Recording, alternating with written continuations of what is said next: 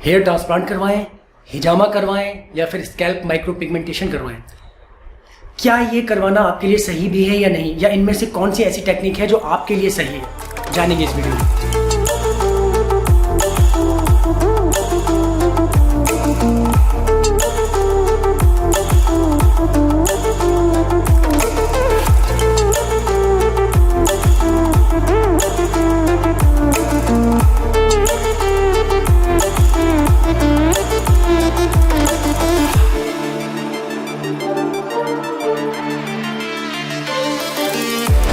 Hello YouTube, this is Kabir here. मैं हूं आपका होस्ट एंड दोस्त और आया हूं आपके सामने एक और नया वीडियो लेकर के।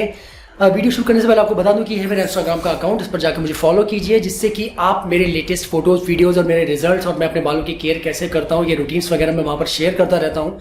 साथ ही मेरे चैनल के अपडेट्स भी वहाँ पर आपको मिलेंगे, तो मुझे फॉलो जरूर कीजिएगा वहाँ जाकर के। साथ ही साथ जो लोग भी मुझसे कुछ सवाल पूछना चाहते हैं वो मुझे कॉमेंट में दे सकते हैं। वो सवाल जब भी मैं अगली वीडियोस बनाऊंगा तो उन कमेंट को अपनी वीडियो में शो करूंगा यूजर के नाम के साथ, और उस सवाल का जवाब भी दूंगा, जिससे कि बहुत से लोगों के डाउट भी क्लियर होंगे। तो चलिए ज़्यादा देर ना करते हुए शुरू करते हैं अपना वीडियो। हेयर ट्रांसप्लांट, हिजामा या स्कैल्प माइक्रो पिगमेंटेशन, देखिए ये यूजर टू यूजर वेरी करता है। हेयर ट्रांसप्लांट किसको करना चाहिए, हिजामा किसको करना चाहिए और स्कैल्प माइक्रो पिगमेंटेशन किसको करना चाहिए। बहुत सारे यूजर्स हैं ऐसे, कोई कहता है हिजामा करवाओ, कोई कहता है हेयर ट्रांसप्लांट करवाओ, ये बेटर है वो बेटर है, कोई कहता है स्कैल्प माइक्रो पिगमेंटेशन करवा लो। देखो, बाल आपके, पर्सनालिटी आपकी, ये आप ही की चॉइस होना चाहिए कि आप क्या चुनना चाहते हो। लेकिन अगर आपको पता ही नहीं है कि क्या सही है, क्या गलत या क्या बेटर रहेगा, तो फिर आप चुनोगे कैसे।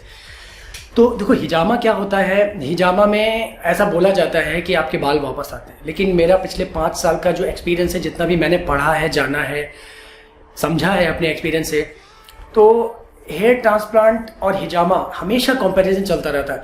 हिजामा में मैं ये बिल्कुल भी नहीं कहूँगा कि बाल वापस नहीं आते या फिर बाल मोटा नहीं होता।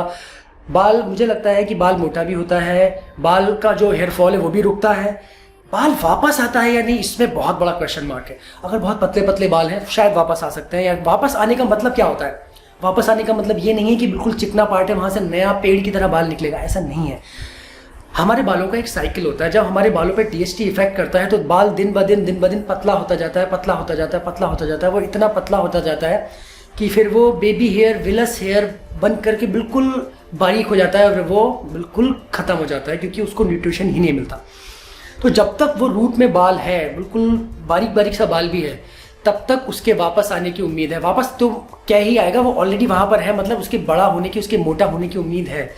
लेकिन अगर वो बाल बिल्कुल तरीके से, पूरी तरीके से ख़त्म हो गया, तो उसको फिर कोई भी टेक्निक वापस नहीं ला सकती एक्सेप्ट हेयर ट्रांसप्लांट। तो हिजामा, इसीलिए मैं लोगों को ज़्यादातर रिकमेंड ये नहीं करता हूँ, क्योंकि हिजामा में एक और फॉल्स क्या मतलब एक और फॉल्ट है। प्रॉब्लम क्या है कि ऐसा नहीं है कि आपने एक सेशन हिजामा का किया और आपके बाल आ जाएंगे, जबकि हेयर ट्रांसप्लांट में ऐसा नहीं है। आप एक सेशन लेंगे और आपके बाल आ जाएंगे, जैसे कि मेरे आ गए। हिजामा में क्या है, आपको 3 से 6 से लेकर 8 सेशन तक भी लेने पड़ सकते हैं। इसमें तब भी गारंटी नहीं कि आपके बाल आएंगे कि नहीं आएंगे। आ भी सकते हैं, नहीं भी आ सकते हैं, मतलब बाल मोटा भी हो सकता है, नहीं भी हो सकता। पेशेंट टू पेशेंट वेरी करेगा। साथ ही साथ अगर आप 7 से 8 सर्जरी ले रहे हो, यानी कि हिजामा की, तो आपको क्लिनिक जाना पड़ेगा। हिजामा के 8-10 बार जाओगे, आप अपना किराया खर्च करोगे, अपना टाइम स्पेंड करोगे, अपनी मनी स्पेंड करोगे, वो भी, और तब भी ये आपके दिमाग में डाउट रहेगा कि आपके बाल आएंगे या नहीं आएंगे। तो देखो, हिजामा उन लोगों के लिए है जिनका हेयर फॉल हो रहा है या बॉल्डनेस बहुत ज़्यादा नहीं है, वो अपने हेयर फॉल को कंट्रोल करना चाहते हैं या फिर अपने बालों को थोड़ा मोटा करना चाहते हैं ताकि उनकी डेंसिटी अच्छी हो जाए, तो वो बिल्कुल हिजामा को चुन सकते हैं।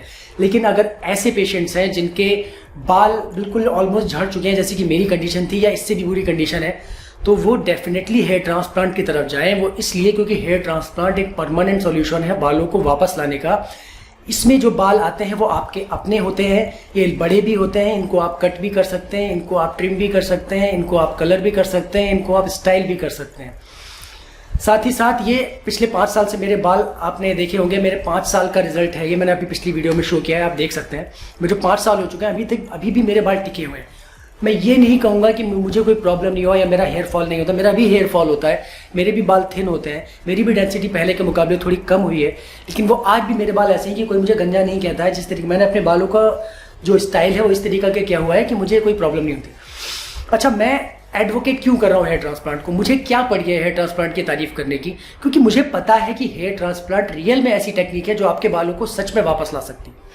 अब आते हैं स्कैल्प माइक्रो पिगमेंटेशन पर। स्कैल्प माइक्रो पिगमेंटेशन कुछ नहीं है, सिर्फ एक तरीके की टैटू टाइप की टेक्निक है।